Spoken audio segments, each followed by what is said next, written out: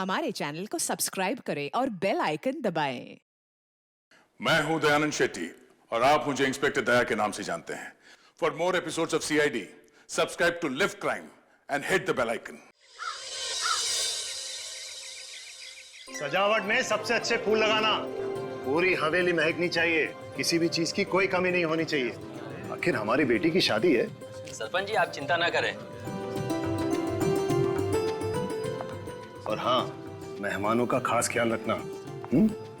तुम जाओ बादाम का दूध और शरबत ले आओ। ठीक है।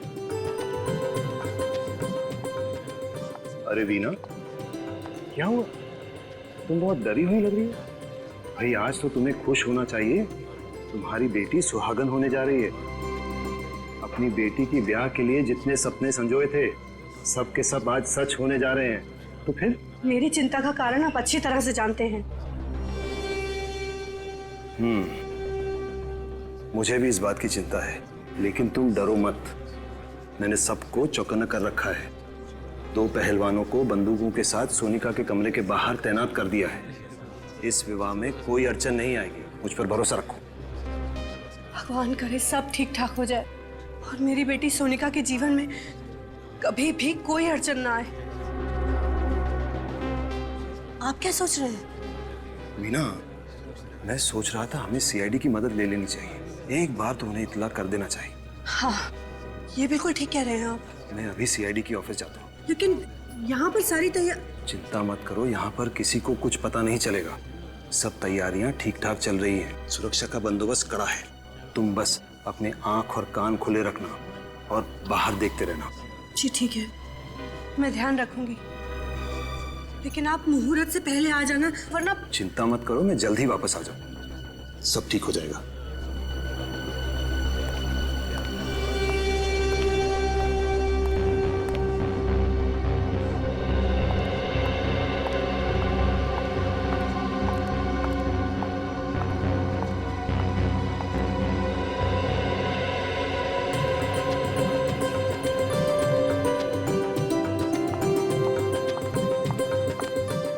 ये भगवान, ये टोकरी कौन यहाँ छोड़ गया है?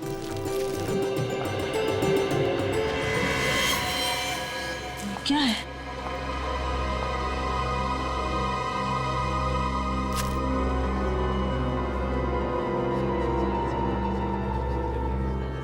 ये खून?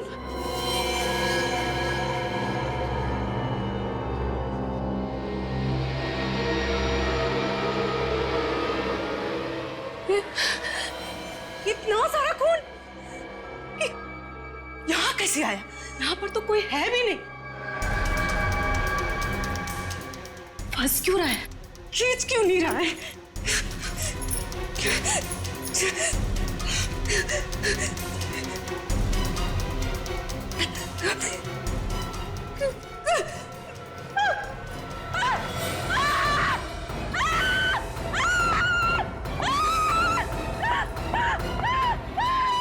क्या हुआ? इतना चिल्ला क्यों रही हो? वो इस कमरे में। कमरे में? अंदर। क्या है कमरे में? अरे क्या हुआ? क्या हुआ? इतना शोर क्यों मचा रखा है? ये कह रही है कमरे में कुछ है। कमरे में कुछ है? क्या है कमरे में? आप लोग खुद ही चलकर देख लीजिए। अरे ऐसा क्या है कमरे में?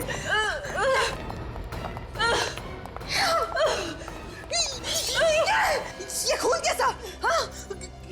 किसका खून है? बिस्तर के पीछे क्या? हे भगवान! ये क्या? हाँ? क्या हुआ मालकिन? आप लोगों के होते हुए ये कैसे हो गया? हाँ? कैसे हो गया? मालकिन, हम तो अपनी जगह पर थे, हमें नहीं पता ये सब कैसे हुआ। एक मिनट। अगर आप लोग अपनी जगह छोड़कर आए हो तो फिर? हे भगवान! हटो मेरे रास्ते से! हटो! सर, ये देखिए, उसकी बैंक की डिटेल्स और बाकी सारे फोटोग्राफ्स। ये देखो।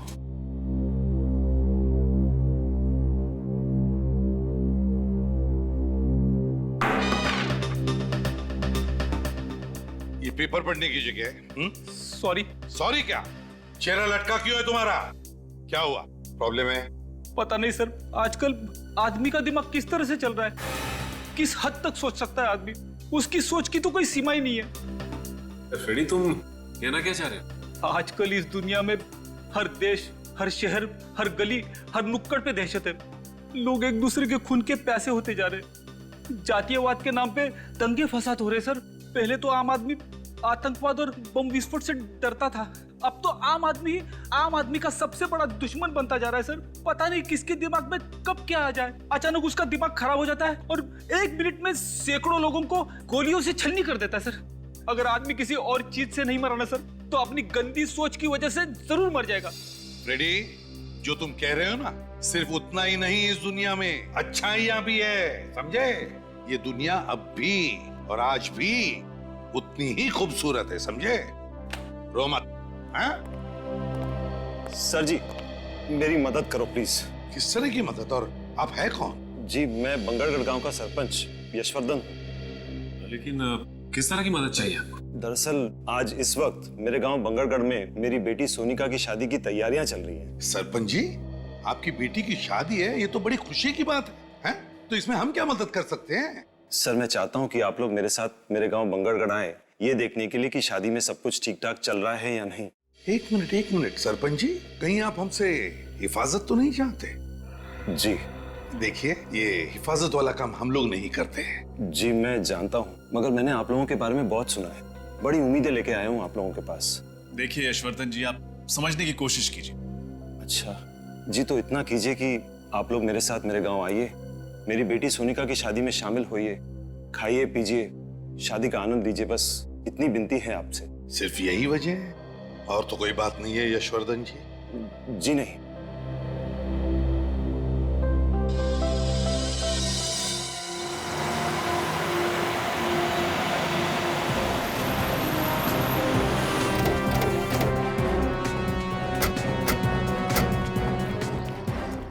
आइए, अंदर आइए। चलिए।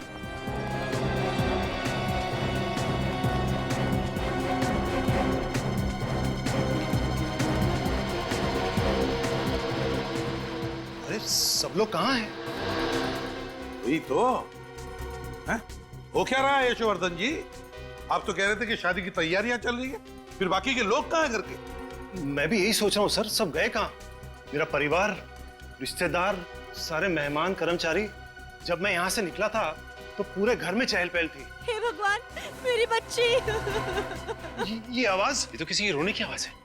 लगता है घर के पीछे से आ रही है, चलो देखते हैं। हाँ, ये आवाज घर के पीछे से ही आ रही है। हे भगवान, मेरी गैरहाजिरी में कहीं कोई अनर्थ तो नहीं हो गया? यहाँ से आइए। हे भगवान, यहाँ पर सोनिका। अरे हे भगवान, सोनिका, सोनिका, ये क्या हो गया? आपने आने में बहुत देर कर दी। हमारी बच्ची सोनिका में हमेशा के लिए छोड़कर चले गए। आप जरा प्लीज पीछे हटिए। सोनिका,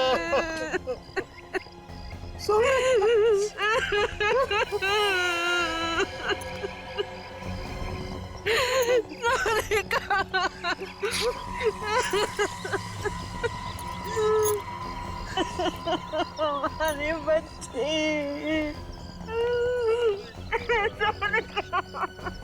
ऐसा लगता है किसी ने ऊपर से इसे धक्का दिया है। वही तो, सिर के पीछे वार करने के बाद फिर ऊपर से नीचे क्यों फेंका? इसका घाव काफी गहरा है, ऐसा लगता है किसी ने किसी भारी चीज से मारा है। वही तो, लेकिन एक बात समझ में नहीं आ रही है, सिर के पीछे इतनी जोर से भारी चीज से वार करने के बाद फिर ऊपर से नीचे क्यों फेंका?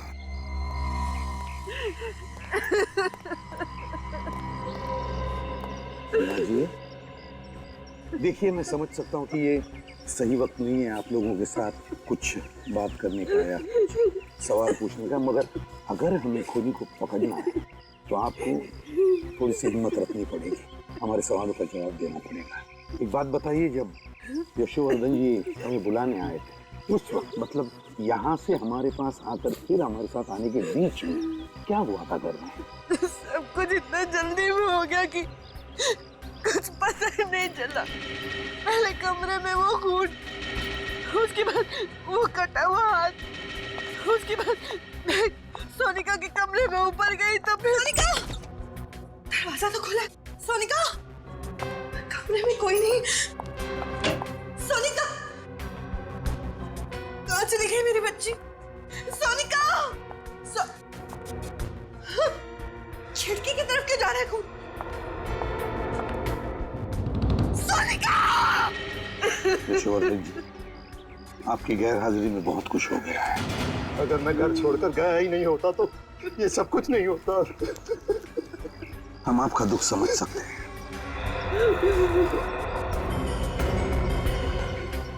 तुम लोगों को अपनी जगह छोड़नी नहीं चाहिए थी। गलती होगी साहब, उस वक्त नीचे से चीखने की आवाज आ रही थी। साहब उस समय समझ में नहीं आ रहा था कि हम क्या करें। हमें ऐसा लगा कि नीचे हमारी ज्यादा जरूरत है, इसलिए हम नीचे चले गए साहब।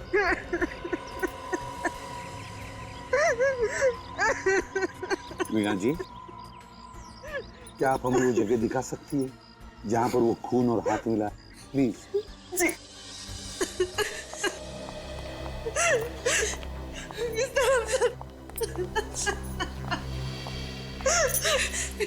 ये रहा खून।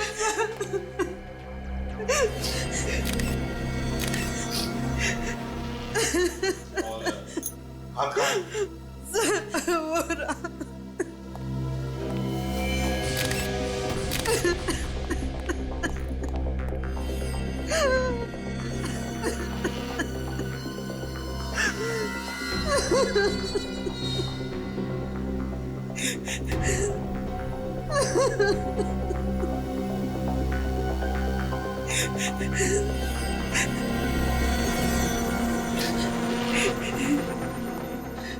वीणा जी, यशोवर्धन जी, ये हाथ और ये खून दोनों भी नकली है।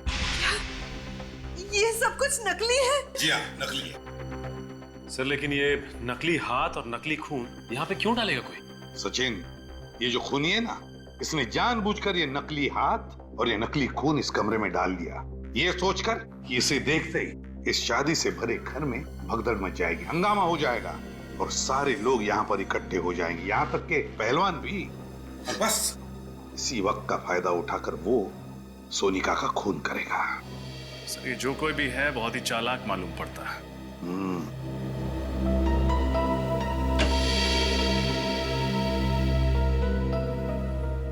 लगता है खूनी पीछे के दरवाजे से अंदर आया है। हाँ सच। अच्छा ये बताइए कि जब आप कमरे के अंदर आई तो क्या दरवाजा खुला हुआ था? हाँ साहब, खुला हुआ ही था। लेकिन उसे अंदर आते हुए किसी ने देखा कैसे? तो किसी ने तो देखा होगा। मैंने तुम लोगों को कितनी बार कहा था कि घर के सारे खिड़की दरवाजे हमेशा बंद रखो। यशोवर्धन जी प्लीज, आप जरा शांत हो जाइए और चलिए हमें सोनिका का कमरा दिखाइए। ये रहा कमरा। माय गॉड,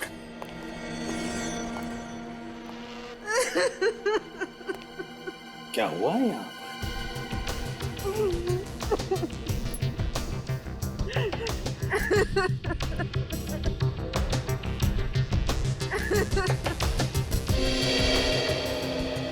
ये क्या है?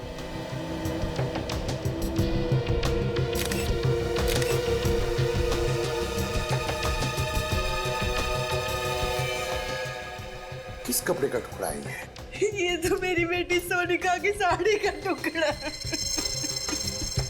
माय गॉड, सोनिका की साड़ी का टुकड़ा।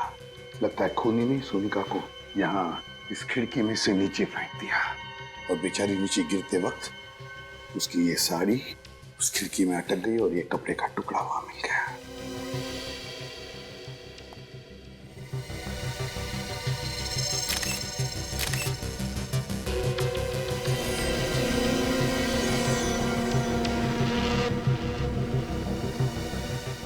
सर ये खून लगा हुआ वास उधर कबोर्ड के नीचे। खून लगा हुआ वास। मीना जी, क्या ये वाज आपके घर का है? नहीं सर, ये हमारे घर का नहीं। नहीं जी नहीं। तो इसका मतलब है खूनी ये वाज बाहर से लेकर आया और फिर इसी वाज से सोनिका के सिर पर पीछे से वार कर दिया। हे भगवान, हम गांव वालों से क्या गलती हो गई? ये कैसा श्राप दे दिया तूने? हमारी बेटी को भी खा गया ये श्राप। एक मिनट यशोवर्धन जी, क्या कहा आपने? श्राप? कैसा श्राप? किस श्राप की बात कर रहे हैं आप यशोवर्धन जी? होता क्या है इस श्राप से, जरा बताइए। इस श्राप की वजह से जिस दिन हमारे गांव में किसी भी लड़की की शादी होती है उसी दिन उस लड़की की मौत हो जाती है। ऐसा होता है श्राप से? कब से सिलसिला चल रहा है श्राप का? ये कई सालों से इस श्राप की वजह से हमारे गांव में किसी भी लड़की को शादीशुदा जिंदगी का सुख नसीब नहीं होता। हमारे गांव में हर पिता, हर भाई डर डर के जीता है। आप लोग सच में श्राप जैसी चीजों पर यकीन करते हैं? जी, ये बिल्कुल सही कह रहे हैं। हमारे गांव में इस तरह की वारदातें कई सालों से हो रही। हाँ साहब, सरपंच जी बिल्कुल सही कह रहे हैं। हमने कई बार देखा है दुल्हनों को अपनी नजरों के सामने दम तोड़ते हुए।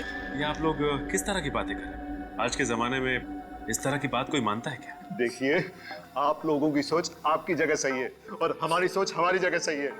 किसी भी सोच को सही या गलत करार नहीं दिया जा सकता। अच्छा चलो, मान लिया, लेकिन ये जो भी श्राप वाप है, इसकी वजह क्या है? क्या है वजह इसके पीछे? ये एक रहस्य है जिसके बारे में किसी भी गांव वाले को कुछ पता नहीं। कोई भी नहीं जानता, और फिर भी आप लोग विश्वास कर रहे हैं इस पर, हैं? यशोवर्धन जी, आपसे एक आखिरी सवाल पूछता हूं मैं। अगर आपका इतना विश्वास है इस श्राप पर, तो फिर आपने अपनी बेटी की शादी इसी गांव में क्यों की? कहीं और जगह जाकर करवा देते? बताइए।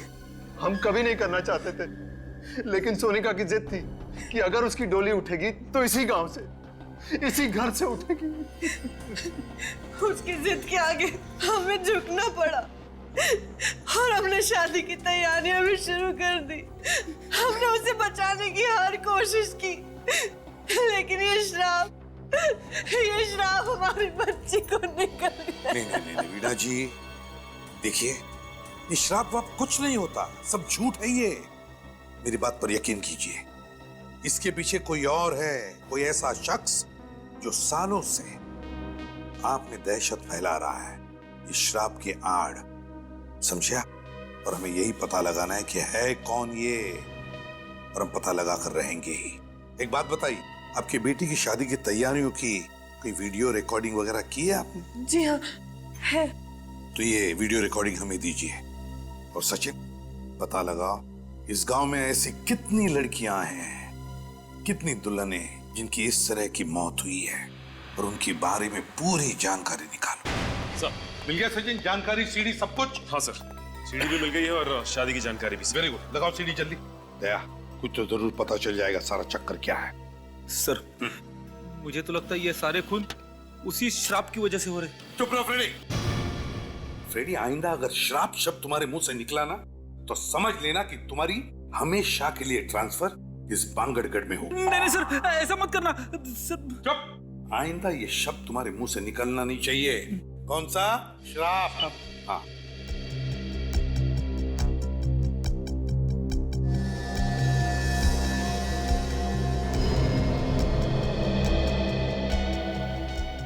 ये देखो, ये नौकरानी बाहर आ गई।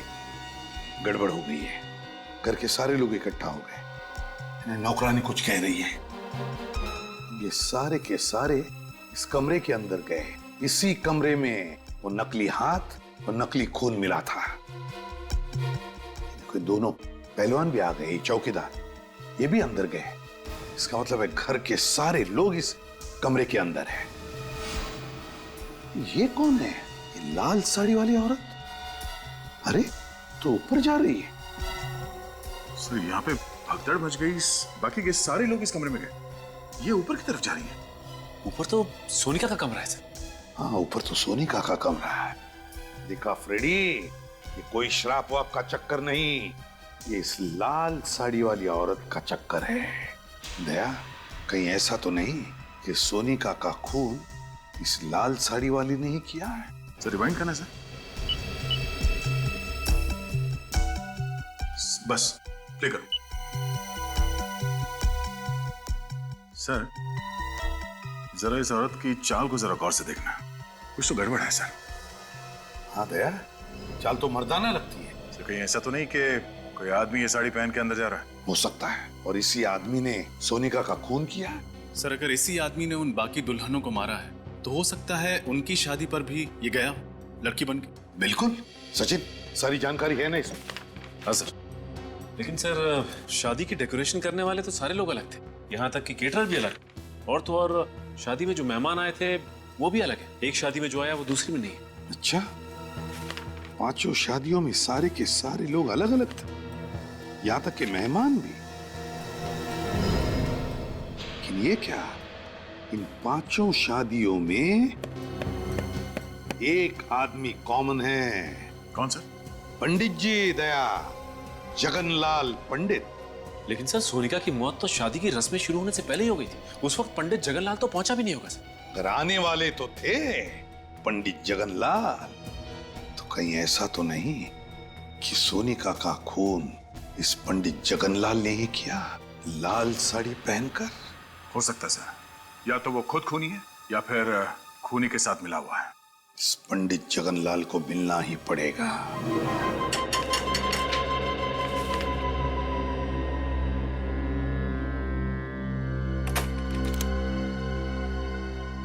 आप लोग सीआईडी से है ना? आइए। बड़ी जल्दी पहचान लिया आपने। हाँ, वो तो है। छोटा सा गांव है ना, मगर सीआईडी वाले हमारे द्वार। कहिए, क्या समस्या है? सब कुछ कुशल मंगल तो है ना? पंडित जी, अगर सब कुछ कुशल मंगल होता तो हम लोग यहाँ पे नहीं आते। वैसे आप तो जानते ही होंगे ना कि आपके ही गांव की एक लड़की सोनिका, उसका खून हो गया। हाँ, मैं जानता हूँ। बहुत बुरा हुआ। सोनिका बिटिया को मैं बहुत अच्छी तरह से जानता था। मैं ही उसकी शादी करवाने वाला था। ये हम जानते हैं पंडित जी। आप ये बता सकते हैं कि सोनिका का खून किसने किया होगा? देखिए श्रीमान, हम पंडित हैं। हमारा काम रिश्ते जुड़वाना और शादियां करवाना है। बाकी किसी चीज से हमारा कोई संबंध नहीं है। तो पंडित जी, आप ये भी नहीं जानते होंगे कि अब तक आपके गांव में जितनी भी दुल्हनों की हत्या हुई है, वो किसने की? नहीं श्रीमान, उन लड़कियों का भी खून किसने किया और क्यों किया, इस बारे में मुझे कुछ पता नहीं है। ये सारी बातें मेरी समझ से परे है। लेकिन पंडित जी, हमारी समझ में कुछ कुछ आ गया है। फिलहाल अभी हम लोग जा रहे हैं, लेकिन आपको परेशान करने दोबारा आएंगे। जी जरूर। अब बर्दाश्त नहीं हो रहा है, बहुत हो गया। अब मुझे बात करनी पड़ेगी। हेलो, बात करिए उससे मेरी। हाँ हाँ, उसी से। देखो, सीआईडी वाले आए थे मेरे घर पर, पूछताछ कर रहे थे। देखो, बर्दाश्त नहीं होता मुझसे। हाँ ठीक है, मैं मिलने आ रहा हूँ तुमसे, पर आखिरी बार। इधर ही आ रहा है।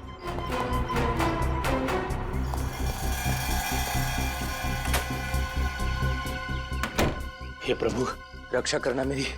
ये किस धर्म संकट में डाल दिया।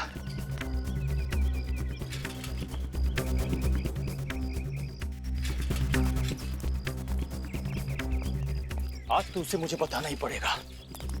एक पंडित के घर में सीआईडी, और इस सालों की कमाई इज्जत खाक में मिल जाएगी। समझ जा पंडित, मैं तो उससे मिलना ही नहीं चाहता हूँ। आज दूध का दूध, पानी का पानी हो ही जाएगा। आज उससे मैं कह ही दूंगा कि तुम्हारे पाप के किसी भी भागीदार बनने वाला नहीं हूं मैं।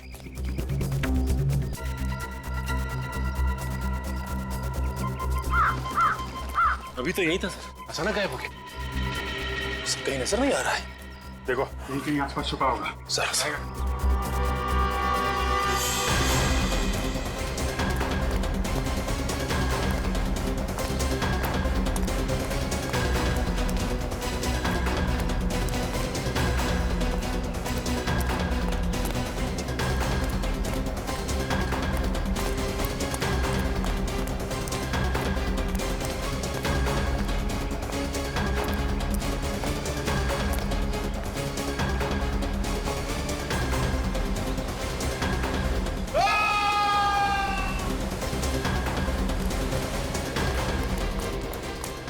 कहीं जगनलाल की आवाज तो नहीं थी?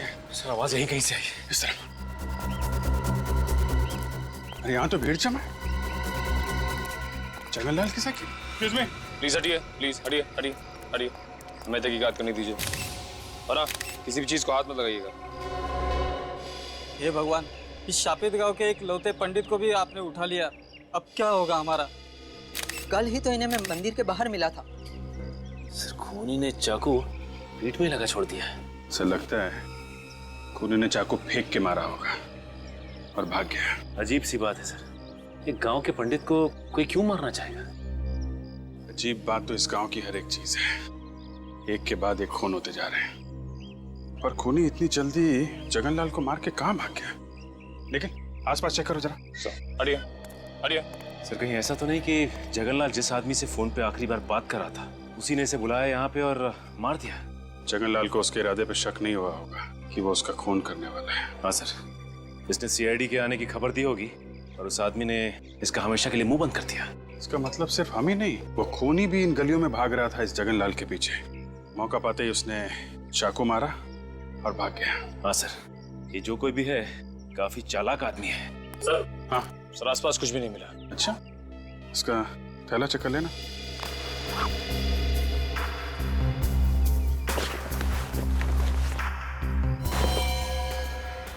मोबाइल चेक करो, आखिरी कॉल किसको किया था? सर आखिरी नंबर तो कोई लैंडलाइन नंबर है। लैंडलाइन लगा ना? रिंग तो बज रही है सर। सर घंटी यहाँ भी बज रही है कहीं पे। कट करना, फिर से लगा।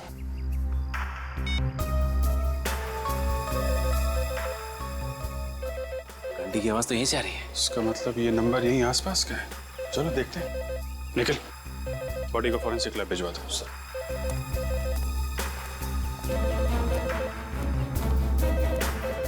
आवाज यहीं से आ रही है।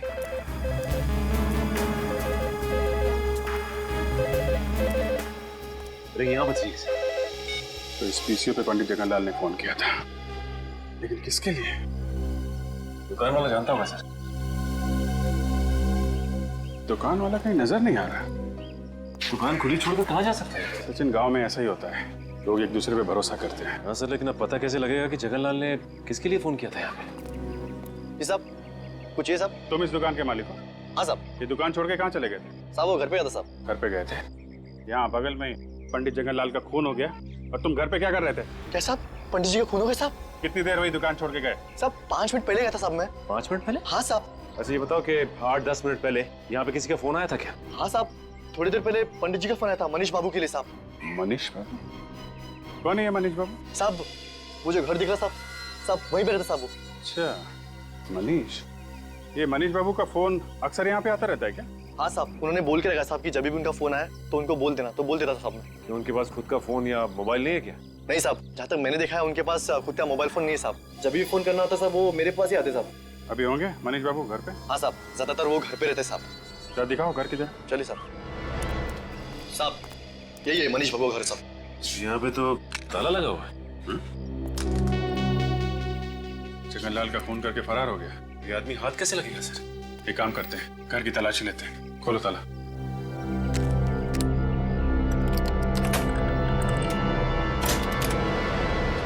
यहीं खड़े रहना। जी साहब।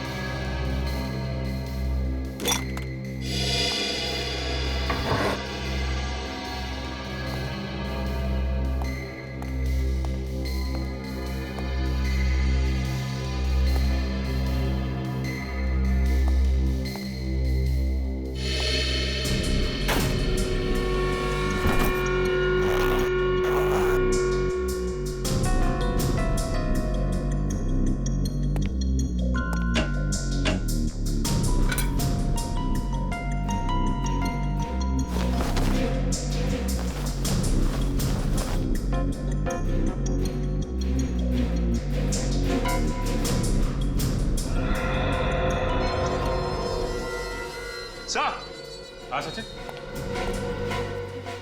सो ये देखिए, ये साड़ी। ये साड़ी? ये तो वही साड़ी है ना जो सोनिका के कातिल ने पहनी थी। हाँ सर, और हमने फुटेज में ये भी देखा था कि एक आदमी इस साड़ी को पहन के सोनिका के कमरे में घुस रहा था। इसका मतलब मनीष ने सोनिका का खून किया है। उसने पंडित जगनलाल का भी खून किया है। कहीं ऐसा तो नहीं कि इस गांव में जितनी दुल्हनों की हत्याएं हुई हैं, इन सब के पीछे ये मनीष ही है। एक काम करो, देखो और कुछ मिलता है क्या।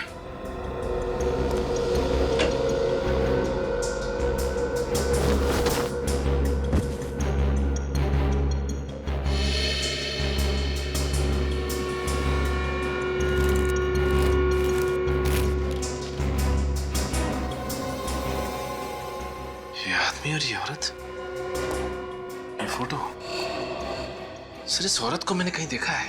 देखा है? कहाँ देखी है? याद करो सर।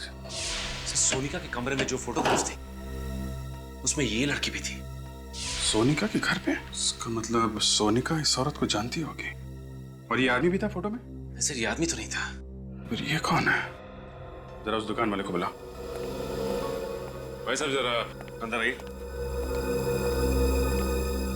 जी साहब। अरे देखो, ये आदमी मनीष है। नहीं साहब, ये मनीष बाबू नहीं है साहब। क्या ये मनीष बाबू नहीं है? नहीं साहब, मनीष बाबू की तो दाढ़ी है, मूछें है और वो चश्मा भी पहनते साहब, और उनकी उम्र भी ज्यादा है साहब। ये मनीष बाबू हो ही नहीं सकते साहब। अच्छा, इस औरत को देखा कभी?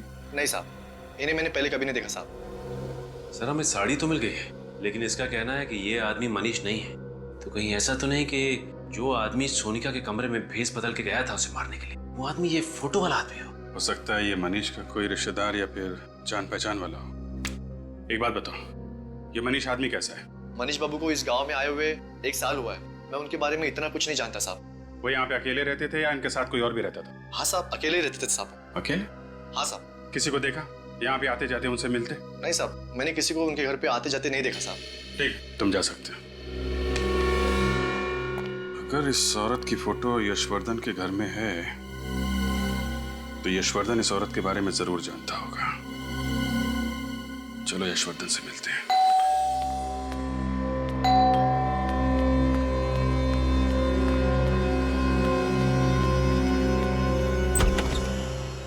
आप लोग आइए, कहिए क्या बात है? हर्षवर्धन जी, आपसे कुछ पूछना है। जी कहिए। ये इस औरत को पहचानते हैं? ये फोटो आपको कहां से मिली? ये बहुत लंबी कहानी है। जानते हैं आप इसे? जी, इसे कैसे भूल सकता हूं मैं। इसी की वजह से तो हमारे खानदान की इतनी बदनामी हुई। नाक कटवा दी थी इसने हमारी बिरादरी में, किसी को मुंह दिखाने लायक नहीं छोड़ा था। ऐसा क्या किया इन्होंने?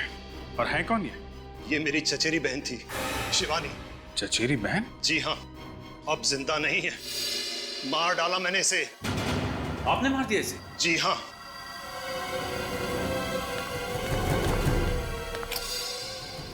इसी बंदूक से मारा था मैंने उसे 15 साल पहले। क्यों? क्यों मारा आपने? शिवानी को धीरज से प्यार हो गया था और धीरज हमारी बिरादरी का नहीं था। और धीरज ये है? जी हाँ, यही है धीरज। इसी को लेकर आई थी यहाँ, मुंह काला करके, लाल टीका लगवाने, हमारा आशीर्वाद लेने। बाबा, ये धीरज है। इससे शादी करके मैं अपनी पूरी जिंदगी इसके साथ बिताना चाहती हूँ। शिवानी, इसे जीवन बिताना नहीं, जीवन बर्बाद करना कहते हैं। ये क्या कह रहे हैं आप? बेशरम, तू हमारे खानदान का नाम बर्बाद करना चाहती है? बाबा, आप कैसे सोच सकते हैं कि मैं ऐसा कोई कदम उठा सकती हूँ? बाबा, धीरज बहुत अच्छा लड़का है, आपको भी बहुत पसंद आएगा। बाबा, मैं तेरी हिम्मत कैसी हुई ऐसी बात करने की? अगर मुझे पता होता कि तू हमारे खानदान का नाम इस तरह रोशन करेगी तो मैं तुझे पैदा होते ही मार देता। बाबा, आप मुझसे ऐसे कैसे बात कर सकते? मैंने कभी सोचा भी नहीं था कि आप मुझसे इतनी घिनौनी बात करेंगे। तू मुझे समझाने की बात कर रही है? अरे समझना तो तुझे चाहिए बाबरी। हमारे खानदान में, हमारी जाति में, हमारी बिरादरी में बाहर के किसी लड़के से ना किसी ने शादी की है और ना कोई कर पाएगा। भैया, भैया आप कुछ समझाइए ना बाबा को। शिवानी, तुमने जो कुछ किया गलत किया। भैया, आप भी? हाँ, ये भी। हम सब तेरे खिलाफ हैं। सब अंधे हो चुके, आप सब अंधे हो चुके। आपके अहंकार और अंधविश्वास ने आपको अंधा कर दिया है। बाबा, धीरज दूसरी बिरादरी का हुआ तो क्या हुआ? वो अच्छा इंसान नहीं हो सकता।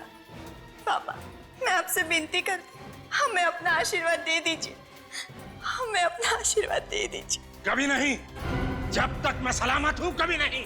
लेकिन बाबा, वो शिवानी, इनके सामने अपने आंसू बहाने से कोई फायदा नहीं। चलो। बाबा, धीरज वो शिवानी, इनको अगर हमारी बात नहीं मानी तो ना सही, इनके आशीर्वाद के बिना हम अपनी नई जिंदगी शुरू करेंगे, अपना नया घर बसाएंगे। चलो। लेकिन कहीं नहीं जाओगे तुम। देखिए, आप लोग हमारा कुछ नहीं बिगाड़ सकते। शिवानी अब बालिग है। चलो शिवानी। बस, मैं कहता हूं चलो। अब बहुत हो चुका। यशवर्धन, बंदूक लेकर आओ। ये क्या कर रहे हैं आप? यश नहीं, शिवानी आपकी बहन है। छोड़ो मुझे। गोली चलाओ। पिताजी के दबाव में आके मार दिया मैंने इन दोनों को। और इसी वजह से मैंने इन्हें आज तक माफ नहीं किया। Honour killing. इस तरह किसी की जान लेने में कैसा सम्मान, क्या मिलता है आप लोगों को ये सब करके? सचिन, गन ले लो इनके। लाइए, ज्यादातर लाइए। अरेस्ट करें सर? गिरफ्तार तो करेंगे ही। जो गुनाह इन्होंने किया है उसकी सजा तो इन्हें भुगतनी पड़ेगी। सचिन, इस धीरज की फोटो मनीष के घर में है, कुछ समझे? हाँ सर, इसका मतलब मनीष और धीरज एक दूसरे को अच्छी तरह से जानते थे, दोस्त थे एक दूसरे के, और धीरज की जान का बदला लेने के लिए मनीष ने इनकी बेटी सोनिया को मार दिया। जल्द से जल्द इस मनीष को ढूंढना होगा। ये धीरज मरा है और मनीष जिंदा है, और मरे हुए धीरज की फोटो मनीष के घर में हमें मिली। ये कैसे? कुछ ना कुछ तो चक्कर है दया, कुछ ना कुछ तो गड़बड़ है। कैसी गड़बड़ सर? क्या फोटो में जो दिख रहा है ना, उसे नहीं देखते। जो फोटो में नहीं दिख रहा है उसे ढूंढने की कोशिश करते हैं, उसे ढूंढने की कोशिश करते हैं। क्या मतलब सर? मतलब अभी पता चल जाएगा रजत, अभी पता चल जाएगा। फ्रेडी, स्केच आर्टिस्ट को लेकर आओ, और सचिन, बांगड़गढ़ के पीसीओ वाले को लेकर आओ, उस पीसीओ वाले को जिसके पीसीओ पर मनीष को फोन आया करते थे।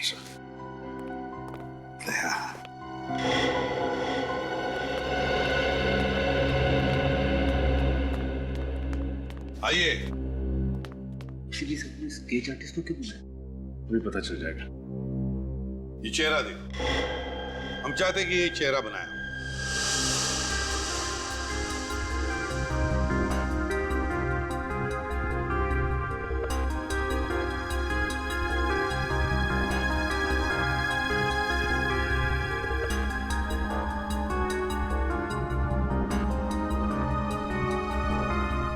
वाह, बढ़िया है। एक काम करो, अब इस चेहरे पर मोटी सी मूछें और दाढ़ी भी बनाओ। हाँ? एक मिनट मत बनाइए, ये चेहरा ऐसे ही रहने दीजिए। इस दूसरे पेपर पर बिल्कुल ऐसा ही चेहरा बनाओ, ऐसा ही चेहरा, लेकिन थोड़ा उम्र में ज्यादा, एक 10-12 साल, और फिर उस चेहरे पर मूछें दाढ़ियां लगाओ। जी। हाँ? हाँ। और हाँ, चश्मा भी चाहिए उसे, मोटा सा। ठीक है, काले फ्रेम वाला।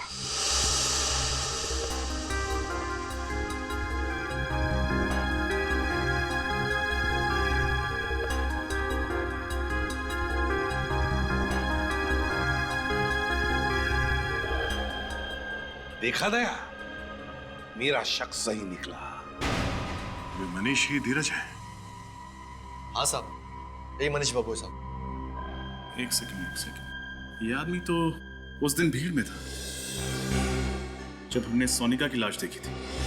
इसका मतलब है आज का मनीष मरा हुआ धीरज है। मगर सर, धीरज को तो गोली लगी थी, फिर वो बच कैसे गया?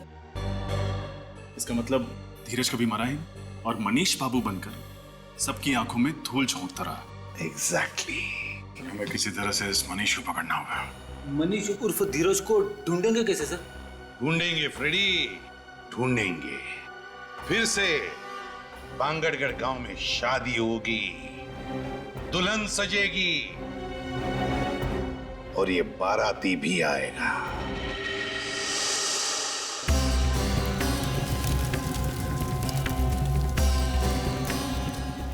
रजत, तैयार रहना, वो आएगा।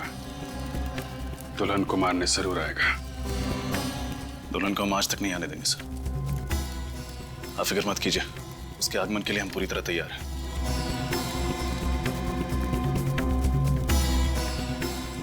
पंडित जी, याद है ना विघ्न आने पे कौन सा मंत्र पढ़ना है? जी साहब, मालूम है।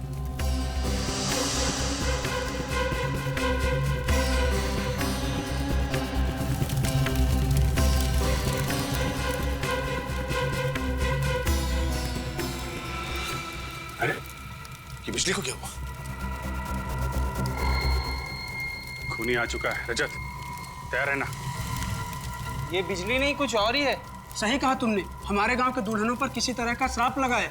ये बिजली उस श्राप की वजह से ही गई है। हाँ, ये श्राप कहीं हमें भी ना ले डूबे। हाँ, यहाँ से भाग जाने में हमारी समझदारी है।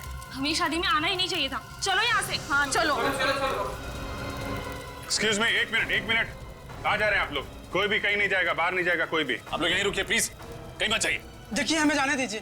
हम लोग मरना नहीं चाहते। कुछ नहीं होगा, हम लोग यहाँ पर है ना। आप लोग प्लीज कोई बाहर नहीं जाएगा, यहीं रुकिए। साहब अभी तक वो नजर नहीं आया। तुम घबराओ मत, मैं देख के आता हूँ क्या हुआ है। रुकिए प्लीज। साहब वो अंदर आ गया, दुल्हन की तरफ बढ़ रहा है।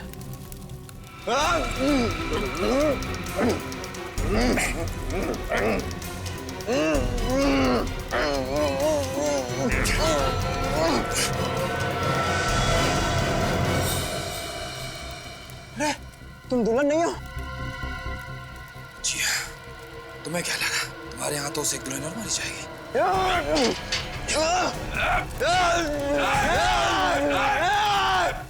आगे मत आना, जला दूंगा, जला दूंगा, जला दूंगा, सबको जला दूंगा, जला दूंगा, जला दूंगा, मैं जला दूंगा, मैं जला दूंगा, जला दूंगा, मैं जला दूंगा। मशाल लेके कहाँ भाग रहा? ओलंपिक खत्म हो गया, रुक जा। मैं जला, कहाँ जा रहा है? जला, मैं हाँ अपने आप को जला दूंगा, जला दूंगा, जला दूंगा। अपने आप को जला लेगा? मैं अपने आप को जला सकता हूँ।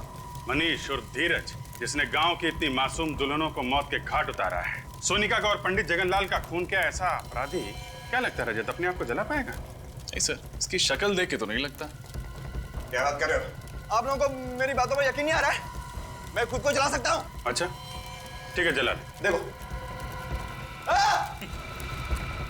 निकल गई सारी हवा। मैं अपने आप को पूरी तरह से जला दूंगा, सर से पांव तक जला दूंगा। नहीं सर, मुझे नहीं लगता ये अपने आप को जला सकता। देखिए माथे पे तो पसीना आ चुका है।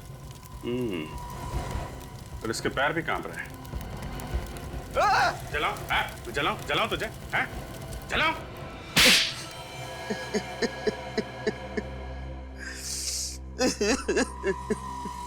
मनीष उर्फ धीरज, बताओ क्यों किया तुमने ये सब? इसका जवाब तो मैं पिछले 15 सालों से ढूंढ रहा हूँ। एक भाई अपनी बहन को कैसे मार सकता है? एक बाप अपनी बेटी की खुशियों का गला कैसे घोट सकता है? क्यों दो प्यार करने वालों को लोग जीने नहीं देते? मैं अपनी शिवानी के साथ आशीर्वाद लेने उसके घर गया था और मिला क्या? तुम बच कैसे गए? जिसको राम राखे उसको कौन चाखे। एक गांव वाले ने यशवर्धन और हर्षवर्धन को मुझे और शिवानी की लाश को ठिकाने लगाते हुए देख लिया था जंगल में। उसी ने मुझे बचाया। कई सालों तक मैं बेहोश था और जब होश में आया तो मुझे शिवानी की मौत की खबर मिली और मैं गुस्से से पागल हो गया और मैंने सोचा कि मैं बदला दूंगा। बदला लेने के लिए तुमने पांगड़गढ़ गांव की सारी दुल्हनों को मार दिया। हाँ, और इसी वजह से गांव वालों के मन में श्राप का डर और भी गहरा होता गया। हाँ, आप लोगों की वजह से मुझे बहुत परेशानी हुई, लेकिन मकसद तो पूरा करना ही था। इसलिए औरत के भेष में यशवर्धन के घर के बेडरूम के पीछे के दरवाजे से मैं अंदर गया, नकली हाथ और नकली खून रखा, मेहमानों में शामिल हो गया और जब तमाशा हुआ तो पहलवान नीचे आ गए और मैं सोनिका के रूम में दाखिल हो गया। अपने साथ लाए हुए फ्लावर वास से मैंने उसके सिर पर मारा और उसे खिड़की के बाहर फेंक दिया। और जगनलाल पंडित, उसको भी तो तुमने ही मारा। क्या बिगाड़ा था उसने तुम्हारा? वो आप लोगों को सब कुछ सच सच बताने वाला था, इसलिए उसे भी मारना पड़ा। तो कहीं ऐसा तो नहीं कि इस जगनलाल पंडित ने ही तुम्हें 15 साल पहले बचाया था? हाँ, उसी ने मुझे बचाया था। भगवान ने तुम्हें दूसरी जिंदगी दी, एक नया मौका दिया जीने का, और तुमने क्या किया? अपना बदला पूरा करने के लिए गांव की मासूम लड़कियों की जानें ली।